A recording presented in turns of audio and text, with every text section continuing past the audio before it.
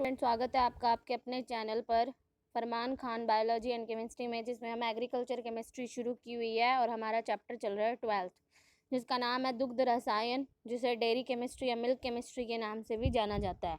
तो अब तक हमने पास्चुराइजेशन की 2 टेक्निक्स पढ़ी कल कि पास्तुरीकरण कैसे किया जाता है। 2 विधियाँ पढ़ी थी अपनों ने। एक तो पढ़ा था अपनों ने long time low temperature method, long temperature method, और एक था क्या, short time high temperature method. आज अपने निर्जमीकरण यानी स्टेरिलाइजेशन के बारे में पढ़ेंगे। तो देखो क्या होता है स्टेरिलाइजेशन। स्टेरिलाइजेशन क्या होता है, जब अपने पास्तुरीकरण करवा देते हैं उसके बाद हमें दूध का निर्जमीकरण करना पड़ता है। ये हमारा 3rd स्टेप चल रहा है। तो कहता है व्यापारिक रूप से निर्जमीकरण से तात्पर्य क्या होता है कि निर्जमीकरण का मतलब होता है कि दूध को 200 डिग्री से फ़ारेनहाइट से लेकर 211 डिग्री फ़ारेनहाइट पर 200 डिग्री फ़ारेनहाइट से लेकर 211 डिग्री फ़ारेनहाइट तापक्रम पर 30 मिनट तक गर्म करते हैं। तो गर्म करने से इसके अंदर के जो जीवाणु होते हैं उनकी संख्या बहुत ही क्या होती है, कम रह जाती है, या फिर वो मर जाते हैं। और बहुत ज़्यादा समय बाद हमें क्या करना पड़ता है, इनको फिर बाद में हमें इनको गर्म करने के बाद ठंडा करना पड़ता है। तो कहता है बहुत अधिक समय तक ठंडी अवस्था में इसको रखा जा सकता है। तो निर्जमीकरण भी पास्तुरीकरण की तरह ही होता है, उसका काम भी सूक्ष्म जीवों को मारने का ही होता है। तो ये लिखोगे कि जब दूध को क्या किया जाता है, 200 डिग्री फ़ारेनहाइट से 211 डिग्री फ़ारेनहाइट तक गर्म किया जाता है। कितने मिनट तक के लिए? 30 मिनट तक के लिए गर्म किया जाता है। तो ये भी जीवाणुओं की संख्या को मारने का या कम करने का क्या करता है, कार्य करता है। अब देखें, आगे पढ़ेंगे हम। इस विधि के अंदर सबसे पहले दूध को क्या किया जाता है, स्वच्छ किया जाता है। दूध को स्वच्छ करने के लिए छाना जाता है, स्वच्छ किया तथा छाना जाता है। स्वच्छ करने के लिए दूध को सबसे पहले क्या करते होते हैं, 100 डिग्री फ़ारेनहाइट से 120 डिग्री फ़ारेनहाइट तक गर्म करना पड़ता है। कितना? 100 डिग्री से 120 डिग्री फ़ारेनहाइट तक इसको गर्म करना पड़ता है। इसके बाद दूध को समरूप तरल बनाने के लिए, समरूप तरल बनाने का क्या मतलब है, देखो कि कई बार ऐसा होता है कि दूध के अंदर कहीं पर वसा की मात्रा ज़्यादा हो जाती है और कहीं पर वसा की मात्रा क्या हो जाती है, कम हो जाती है। तो हमें दूध को इस तरीके से बनाना है कि उसमें वसा की मात्रा हर जगह पर क्या बना रहे, समान बनी रहे। ठीक है। समरूप तरल बनाने के लिए इसको 150 से 160 डिग्री फ़ारेनहाइट तक गर्म करना पड़ता है। पहले तो हमने इसको क्या किया, 100 से 120 डिग्री फ़ारेनहाइट तक गर्म किया। क्या किया? 100 से 120 डिग्री फ़ारेनहाइट तक हम इसको गर्म करते होते हैं। और 100 से 120 डिग्री फ़ारेनहाइट तक गर्म करने के बाद फिर इसको 150 से 160 डिग्री फ़ारेनहाइट टेम्परेचर तक क्या किया जाता है, गर्म किया जाता है। किस लिए? इसको 100 से 120 तक तो गर्म किया था स्वच्छ करने के लिए। किसको करने के लिए? स्वच्छ करने के लिए। और 150 से 160 डिग्री फ़ारेनहाइट पर इसको गर्म किस लिए करते हैं, इसको समरूप तरल बनाने के लिए गर्म किया जाता है। फिर कहता है छानने के बाद क्या किया जाता है, समांगीकरण यंत्र में 2000 से 2500 पौंड प्रति वर्ग इंच का दाब डाला जाता है। समांगीकरण यंत्र के अंदर क्या किया जाता है, जब दाब डालते हैं तो दाब डालने से जो वसा होती है वो दूध में हर भाग के अंदर समान रूप में बट जाती है। ठीक है ना। जो वसा होती है उसको दूध के प्रत्येक भाग में समान रूप से पहुंचाने के लिए इसका समांगीकरण किया जाता है। और इसके अंदर क्या किया जाता है, 2000 से लेकर कितना, 2500 पौंड प्रति वर्ग इंच का दाब डाला जाता है। ये क्रिया 160 डिग्री फ़ारेनहाइट पे की जाती है। 160 डिग्री फ़ारेनहाइट पर यह प्रतिक्रिया होती है। इससे वसा की, दूध की वसा की जो गोलिका होती है वो छोटे छोटे कणों में विभाजित नहीं होती है। मतलब ऐसा नहीं होता कि दूध से क्रीम पृथक नहीं होती। समांगीकरण करने का मतलब क्या होता है कि दूध से जो क्रीम होती है वो पृथक नहीं होती, दूध के अंदर वो अच्छे से समा जाती है। लिखा हुआ है देखो आगे, ये तथा क्रीम लेयर के रूप में यानी ऊपरी परत के रूप में ऊपर प्रकट नहीं होती है।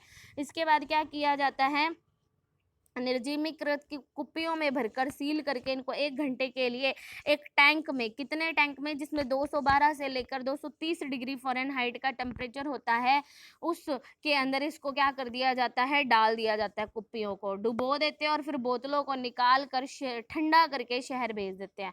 तो ये प्रक्रिया होती है निर्जमीकरण में। 3-4 टेम्परेचर याद रखने, अपने को ध्यान रखना। 100 से 120 डिग्री टेम्परेचर पर इसको क्या किया जाता है, स्वच्छ करने के लिए गर्म किया जाता है।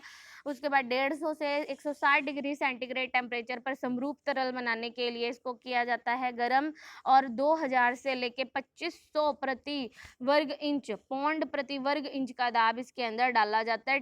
ये क्रिया कितने 160 डिग्री टेम्परेचर पे होती है।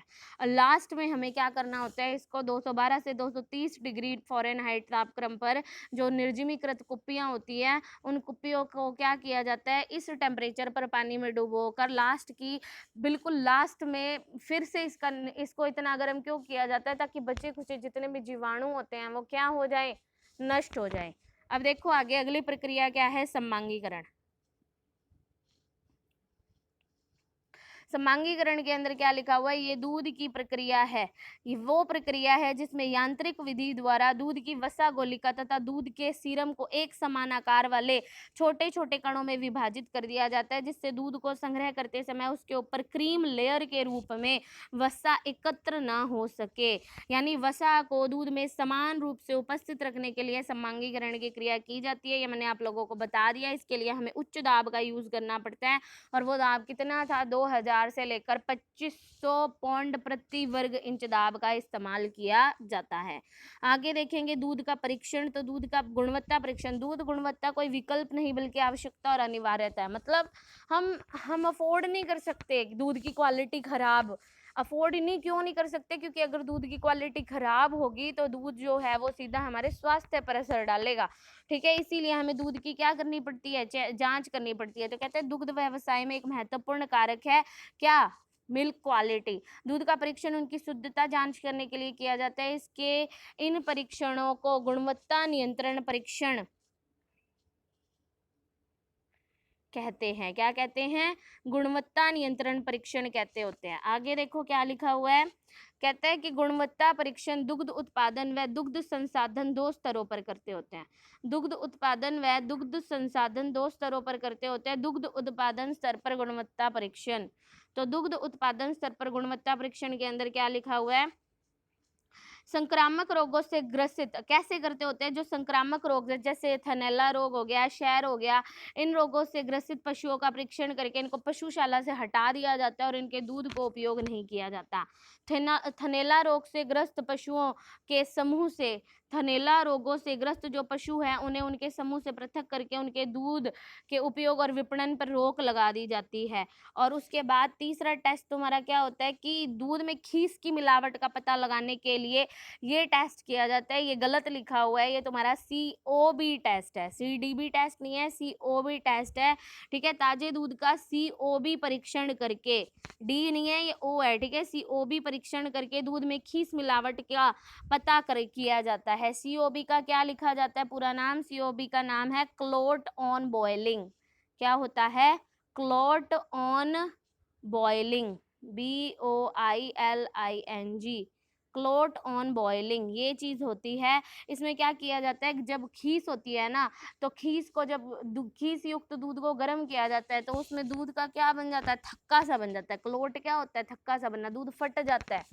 तो इस तरीके से हम दूध में खीस की मिलावट का पता लगा सकते हैं। ये पेपर में एक बार क्वेश्चन भी पूछा गया था कि आप दूध में खीस की मिलावट का पता लगाने के लिए किस परीक्षण का इस्तेमाल करेंगे, तो COB टेस्ट का इस्तेमाल किया जाता है। क्लोट ऑन बॉइलिंग, उसमें क्या किया जाता है, एक परख नली ले ली जाती है। उस परख नली के अंदर क्या किया जाता है, ये एक अपनों ने परख नली ले ली। इस परख नली के अंदर अपने क्या करते हैं, कितना 10 सेंटीमीटर तक, या 10 सेंटीमीटर छोड़ो, 10 क्या लिया जाता है, 10 ml, इसके अंदर हम क्या कर देते हैं, इसमें 10 ml दूध भर लेते हैं। क्या भर लेते हैं, इसमें 10 ml दूध भर लेते हैं। 10 ml दूध भरने के बाद इसको क्या किया जाता है, दूध को गर्म किया जाता है। अगर दूध गर्म होकर फट जाए तो इसका मतलब उसमें खीस की मिलावट की गई है, और अगर इसको गर्म करने पर ये ना फटे तो इसका मतलब इसमें खीस की मिलावट नहीं है।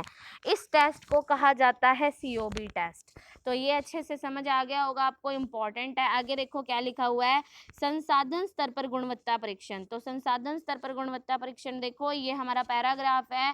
इसमें यहाँ पे ये जो तुम्हारी लाइन लिखी हुई है ना, चबूतरा है, इसमें कम से कम 1-1.5 पैराग्राफ बीच में मिस किया हुआ है।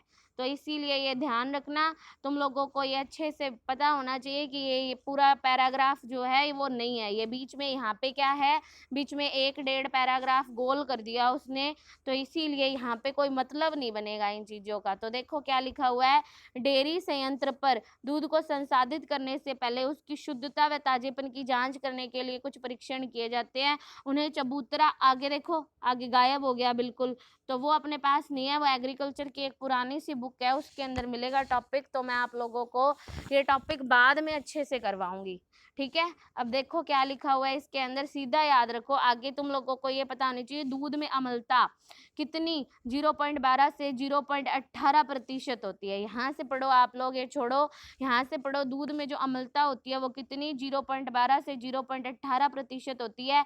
जीवाणु द्वारा इसकी अम्लता कितनी, इसकी अम्लता बढ़कर 0.32 या इससे अधिक भी हो सकती है। इस अम्लता तथा खीस की मिलावट का पता लगाने के लिए परीक्षण करते हैं एक परख नली में। ये अभी वही बता रखा है आपको, ये क्या बता रखा है यहाँ पे, ये तुम्हें बता रखा है सीओबी टेस्ट। क्या बता रखा है, सीओबी टेस्ट, ये मैंने तुम लोगों को बता दिया कि एक परख नली में 15 से 20 ml दूध लेकर गर्म करते हैं। अगर दूध फट जाता है तो दूध रखा हुआ है या खराब किया हुआ है या फिर उसमें खीस मिला हुआ है, और ऐसे दूध को क्या कर लेते हैं, हम अलग कर लेते हैं। तो ये ध्यान रखना है, ये जो तुम्हारा पैराग्राफ है ये गोल है, ठीक है। अपने केमिस्ट्री के अंदर ढंग से इसको एक्सप्लेन नहीं किया हुआ।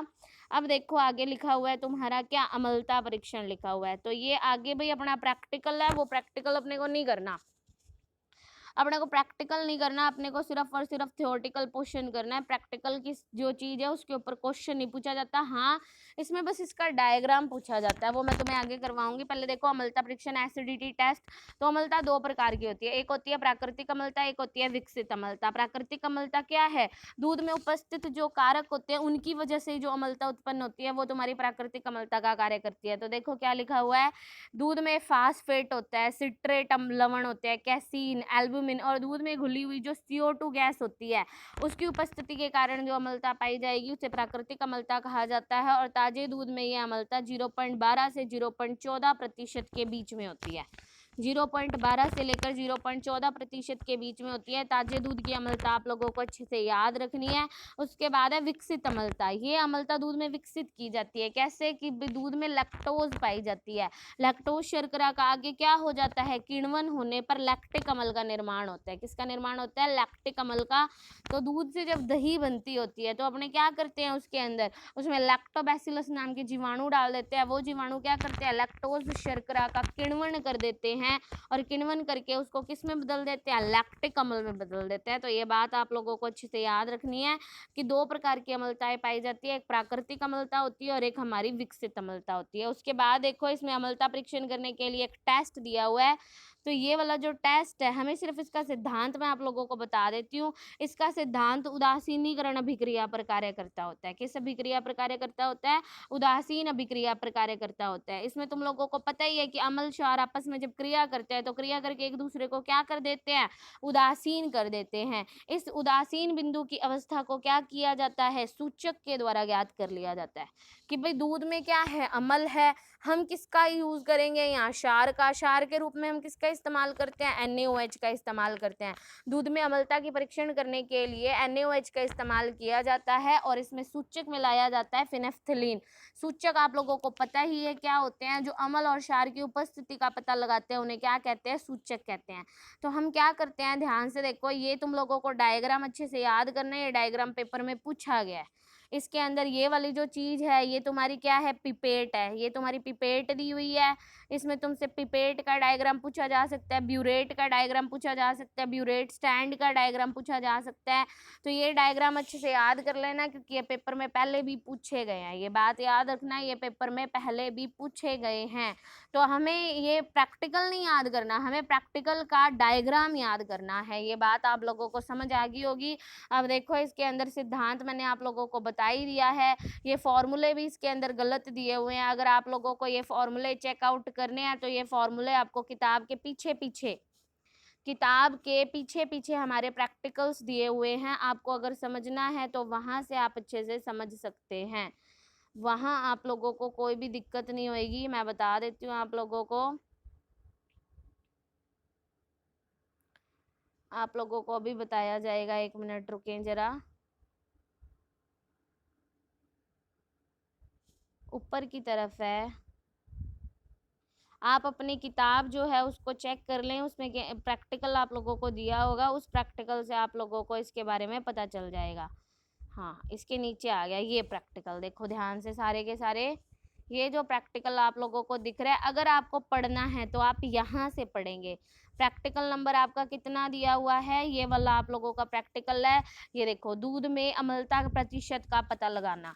तो अगर आपको पढ़ना है ना, अगर आपको लगता है कि भाई मेरे को कोई टॉपिक नहीं छोड़ना, मेरे को सब कुछ पढ़ना है, तो आप लोग वहाँ की जगह यहाँ से पढ़े, ताकि आप लोगों को अच्छे से क्लियर हो। वहाँ पे इतना अच्छे से नहीं दिया हुआ, वहाँ पे फॉर्मूले भी गलत दिए हुए हैं, तो आप यहाँ अच्छे से क्लियर करेंगे। दूध में अम्लता प्रतिशत याद करना। तो देखो क्या लिखा हुआ, उपकरण और सामग्री, इसमें ब्यूरेट ली जाती है, उसके बाद ब्यूरेट स्टैंड लिया जाता है।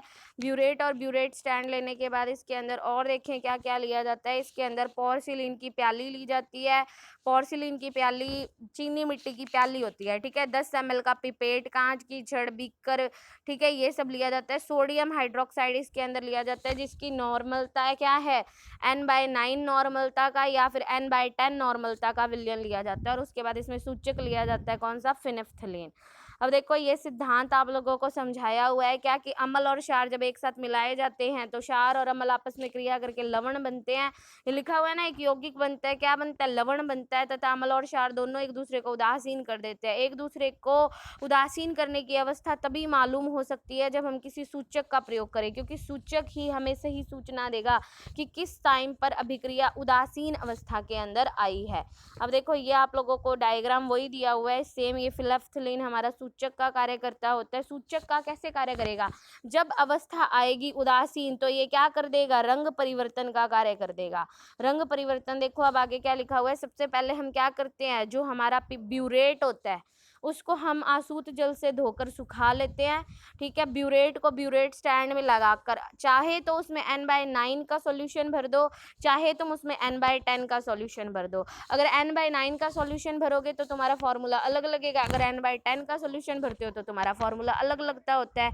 उसके बाद जब तुमने ब्यूरेट स्टैंड के अंदर इस सॉल्यूशन को भर दिया, अब दूध को सावधानी से हिलाकर उसमें क्या किया जाता है, 10 ml पिपेट द्वारा पोर्सिलीन की प्याली में डाल दिया जाता है। पोर्सिलीन की प्याली के अंदर तुम क्या डाल देते हो, दूध डाल देते हो। उसके बाद उस दूध में क्या कर दिया जाता है, 1 ml फिनेफ्थलीन सूचक डालकर कांच की छड़ से अच्छे से हिला देते हैं।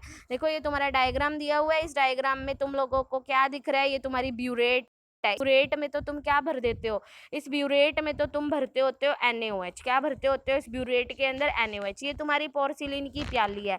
इस प्याली के अंदर तुम्हें क्या लेना है, 10 ml दूध लेना है। इसमें 10 ml दूध कैसे लोगे, पिपेट से नापने का काम करते होते हैं दूध को, ऐसे नहीं 10 ml नापोगे, किससे, नापने के लिए पिपेट का इस्तेमाल किया जाता है। ये लिखा हुआ है ना 10 ml की पिपेट, तो 10 ml की पिपेट लेकर 10 ml दूध लोगे, इस पोर्सिलीन की प्याली में भर दोगे, फिर उसमें तुम क्या मिला दोगे, ये फिनेफ्थलीन सूचक मिला दोगे। अब यहाँ रख देनी है तुम्हारी प्याली को, यहाँ तुम प्याली को रखोगे, इस ढक्कन को खोलोगे, ये ढक्कन तुम लोगों को दिख रहा होगा, इस ढक्कन को खोल देना और ढक्कन को खोल के बूंद बूंद करके NaOH ऊपर से दूध में गिरता चला जाएगा। बूंद बूंद करके NaOH कहाँ गिरता चला जाएगा, दूध में गिरता चला जाएगा। हमें इसको लगातार दूध को हिलाते रहना है। हिलाने से अम्ल और क्षार अच्छे से क्या करेंगे, क्रिया करेंगे, और जिस सिचुएशन पे तुम्हारा अम्ल और क्षार क्रिया करके क्या हो जाएंगे, उदासीन हो जाएंगे, उसी वक्त तुम्हारे सॉल्यूशन का रंग क्या हो जाएगा, बदल जाएगा। कैसा, हल्का गुलाबी रंग आ जाएगा। क्या आ जाएगा, हल्का गुलाबी रंग। तो देखो ये लिखा हुआ है ना, क्या लिखा हुआ है इसके अंदर, बूंद बूंद करके NaOH विलयन डालते रहेंगे जब तक कि दूध में हल्का गुलाबी रंग उत्पन्न ना हो जाए। N/9 NaOH की प्रत्येक बूंद डालने पर दूध को छड़ द्वारा हिलाते रहते हैं, जैसे ही हल्का गुलाबी रंग आ जाता है उसको क्या करेंगे, बंद कर देंगे डालना। अब हल्का गुलाबी रंग 1-2 मिनट तक रहेगा, उसके बाद वो रंग भी क्या हो जाएगा, गायब हो जाएगा। तो इस तरीके से हमारा होता है। इस तरीके से हम देखो यहाँ पे क्या करते हैं, 3 बार ऐसे प्रैक्टिकल करते हैं। कितनी बार प्रैक्टिकल करते होते हैं, 3 बार करते होते हैं हम ये प्रैक्टिकल। पहली बार भी हम दूध की मात्रा लेंगे 10 ml, दूसरी बार भी 10 ml, तीसरी बार भी 10 ml, ठीक है। ये हमारा क्या है, ब्यूरेट की रीडिंग्स आती हैं। ये ब्यूरेट का प्रथम पाठ्यांक दिया हुआ है, ये ब्यूरेट का द्वितीय पाठ्यांक दिया हुआ है कि भाई तुमने 10 ml दूध लिया, शुरू में कितना ml दूध लिया भाई 10 ml दूध तुमने लिया, तो जो ब्यूरेट होता है उसके अंदर क्या होगा, पहला जो गुलाबी रंग आएगा वो तुम्हारा 11 पॉइंट ब्यूरेट की रीडिंग नापी जाती है। देखो यार ऐसे तो तुम लोगों को अब क्या समझाया जाएगा, प्रैक्टिकल करके ही समझाया जा सकता है। तो इस टाइप से तुम याद रखना कि भाई ब्यूरेट की रीडिंग्स लेकर लास्ट में 3 रीडिंग निकाली जाती हैं, जिनमें से 2 रीडिंग एक जैसी होती है। ये जो 2 रीडिंग एक जैसी आती है ना, वही हमारा आंसर होता है। अब हम नीचे क्या करते हैं, फॉर्मूला लगाते हैं, ये है तुम्हारे असली फॉर्मूले।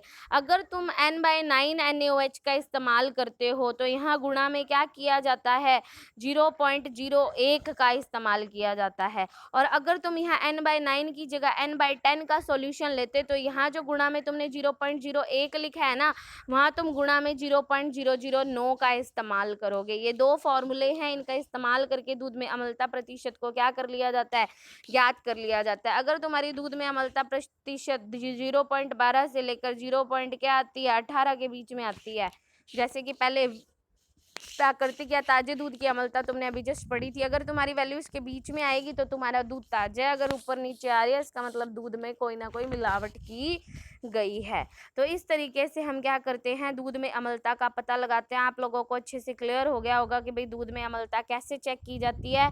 तो ये दूध में अम्लता चेक करने का क्या था, तरीका था। तो आप लोगों को भाई आज ये प्रैक्टिकल समझ आ गया होगा। उसके बाद भी हमारा नेक्स्ट प्रैक्टिकल ही दिया हुआ है। नेक्स्ट प्रैक्टिकल हमारा क्या है, ये 2-3 प्रैक्टिकल्स ही हैं, ठीक है। ये 2-3 हमारे आगे प्रैक्टिकल ही चलेंगे। इसमें आप लोगों को ये दिया हुआ है पूरा अच्छे से देखिए, इसके अंदर